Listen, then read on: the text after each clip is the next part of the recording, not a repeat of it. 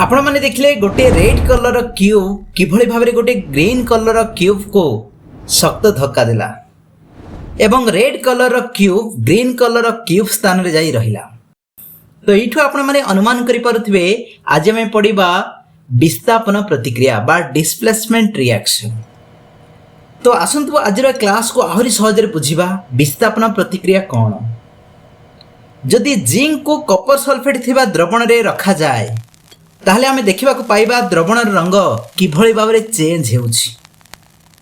अर्थात यह zinc plus copper sulphate जेतेबेले रिएक्शन होछि जिंक सल्फेट उत्पन्न करूछि ता सहित कपर विस्थापन होछि।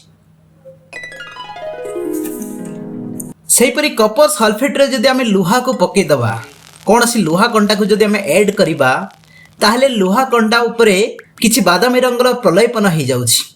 अर्थात लुहा जेतेबेले कपर सल्फेट सहित रासायनिक प्रतिक्रिया करूछि तार फेरस सल्फेट उत्पन्न होछि एवं एठी मध्ये आमे देखिबा को पाइले कपर विस्थापन होछि। एठी रे कपर काहे विस्थापन होछि तार कारण होछि Kapoor less reactants then ferrum अर्थात लुहा लुहा ठारू कम प्रतिक्रियाशील विशिष्ट धातु अटे कपर। से भलिया लेड को जदि कपर क्लोराइड रे जदि रासायनिक प्रतिक्रिया करेबा ताहले लेड क्लोराइड रे परिणत हुए एवं कपर विस्थापन हुए। एइथिरु आमे जानि पारले जे विस्थापन प्रतिक्रिया कोन ना जेउ रासायनिक प्रतिक्रिया रे कोनोसी यौगिक मौलिक को अपसारण करे सही रासायनिक प्रतिक्रिया को विस्थापन प्रतिक्रिया कहा जाए। वर्तमान देखिबा डबल डिस्प्लेसमेंट रिएक्शन बा द्वैत विस्थापन प्रतिक्रिया। तागर ये छोटिया एक्सपेरिमेंट देखिनियो जेउठी गोटे टेस्ट ट्यूब रे बेरियम क्लोराइड अछि एवं अन्य टेस्ट ट्यूब रे सोडियम सल्फेट रा द्रवण अछि।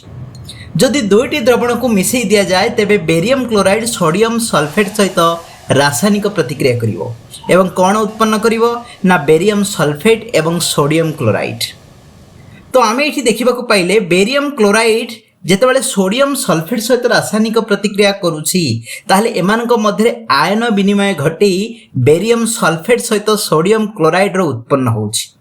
तेणु डबल डिस्प्लेसमेंट रिएक्शन बा द्वैत विस्थापन प्रतिक्रिया कहा कहती जो रासायनिक प्रतिक्रिया रे प्रतिकारक दुईटी मध्य आयन विनिमय घटी थाए सही रासायनिक प्रतिक्रिया को डबल डिस्प्लेसमेंट बा द्वैत रासायनिक प्रतिक्रिया कहती।